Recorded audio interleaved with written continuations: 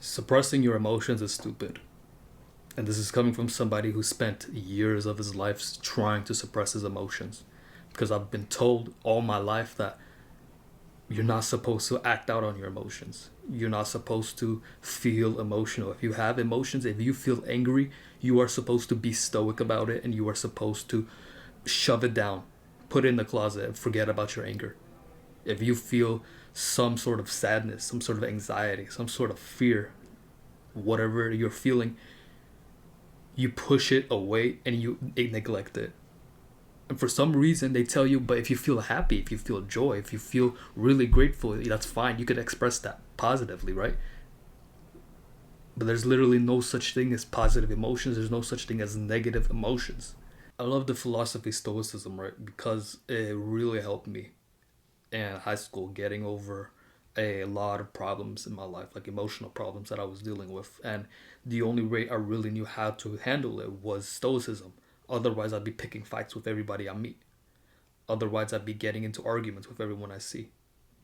And Stoicism helped me actually control those emotions, control all this like anger, all this pain that I'm feeling. But if I'm gonna be honest, it did more harm than good. What people end up getting wrong about Stoicism, what people end up getting wrong about your emotions, is that you want to shove it away, subdue your emotions, and forget about it. Forget that it even exists. No, that is stupid. You don't feel an emotion and you try to shove it down. What you want to actually do is you feel the emotions, right? You acknowledge the emotions and then you use it to your own benefit. Do you realize that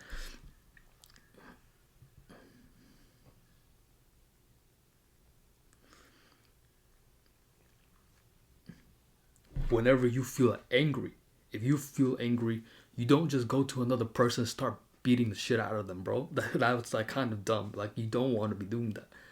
But at the same time, if you feel angry, you know how much harder your workout hits when you use your anger towards your workouts. When you use a breakup to fuel your workouts. When you use your pain to fuel your workouts, to fuel the action that you're taking in life. Because at the end of the day, they're, all your emotions are there to help you, to push you forward. I spent a lot of my life trying to suppress these emotions that I have, all this anxiety that I felt throughout my life, all these like periods of depression, anxiety throughout my life. And I tried to subdue it. I tried to think, I am above this. I love my life. I'm going to be grateful for everything. I'm going to write like 5 things I'm grateful for every single day in my journal. And I'm going to force myself to be happy, force myself to love my life. When really, who am I fooling? I don't love my life. I don't really actually enjoy the life I have. So I am going to create a life that I enjoy. And I'm going to use my anger and I'm going to use my pain to fuel it. Because if you take a look at all the people who are telling you to suppress your emotions, what do they look like?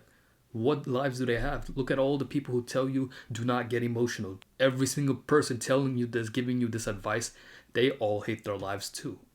They've been brainwashed to think that life is tough for a man, so life is always going to be tough for you, and you just have to suck it up and deal with it. When really, life can be tough. Life is going to be tough. Like, I'm not denying the fact that life is going to be difficult, but that does not mean you create a life for yourself that you actually enjoy. A life that is worth grinding for, a life that is worth working hard for, so that you can actually sit back and enjoy the fruits of your labor. But people got this all backwards thinking you have to struggle your whole life. When you're suppressing these emotions, what do you think is happening? Do you really think that suppressing these emotions is getting rid of them? Do you really think that if you try hard enough to not feel angry when you do feel angry, to not feel pain when you're feeling pain, that eventually it's just all gonna disappear? No, it doesn't work like that. So when you start suppressing these emotions, thinking that you are so smart that you can just push them away and you never have to deal with them, you're not actually getting rid of it. You might not be consciously aware that those emotions are there. You might be going about your day, you don't even feel angry, but that anger is still there within you. It just starts popping up in different ways. It starts popping off in like health issues. It starts popping off in the way you interact with people, the way you interact with your family, the people you love. You start treating them with a little bit more disrespect just because you've been holding this anger for so long. You've been holding this pain for so long. You could literally be sad your whole life, suppress it down and convince yourself, try gaslighting yourself into thinking, no, I'm not sad. I love my life. Why would I be sad, right? But that sadness is still there. And slowly but surely, you start noticing how like life has lost its zest. You don't enjoy life as much as you used to. And you're so confused because you've convinced yourself that you're happy. You do all these habits that are supposed to be making you happy. But why am I not feeling happy? Well, it's because you have this underlying sadness that you haven't taken care of. That is still inside of you. You just don't realize it. Have you even asked yourself why you're suppressing these emotions? Why am I trying to run away from these emotions that I'm feeling? Why am I even feeling these emotions in the first place? Because we're never even taught that. Do you realize how crazy that is? We're never taught how to actually handle our emotions, which is crazy to think about. But if you actually just sit down, like grab like a notebook, grab a piece of paper or something, grab like a pen, pencil, whatever you can use to write, and just sit down and figure out like, why am I feeling these emotions? What is causing me this sort of anxiety to pop up out of nowhere?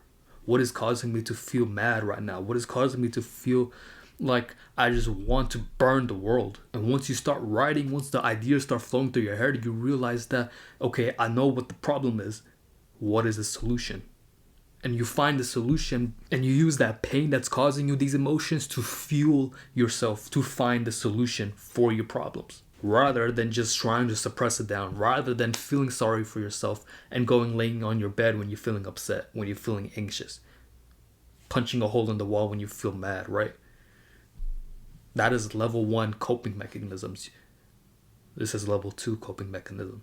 Emotions at the end of the day, when you break it down, is just energy and motion.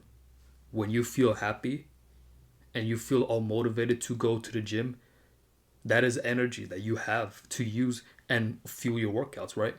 But if you feel angry, that doesn't mean that you don't have energy, because anger is just another form of energy. It's just like in a different shade. This is energy that you have that is manifesting in your body in different ways. What is the point of life without experiencing all these different emotions, right? Would life really be boring? I mean, would you really enjoy your life if you were happy all the time?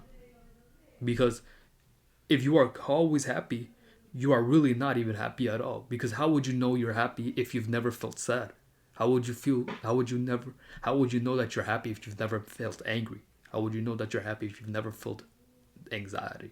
How would you know if you're happy if you've never felt shame, guilt, all these other emotions that people say are negative emotions because you don't want to deal with them? Without all these other emotions that you want to push away, how would you even know what happiness is? Now, I'm not saying that you want to hate your life to the point where you are never happy, right? Because that is stupid in and of itself.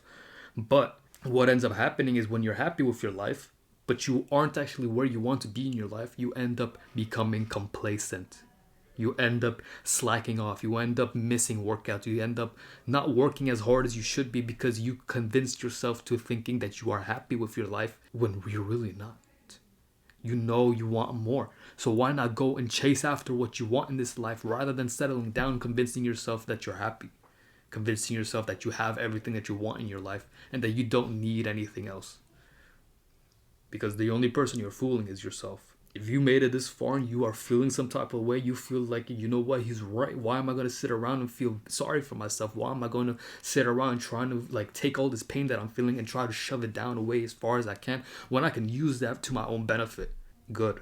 You know there's things you want to achieve in this life. You know there's places you want to get in this life. So stop suppressing your emotions and actually use them to your own benefit.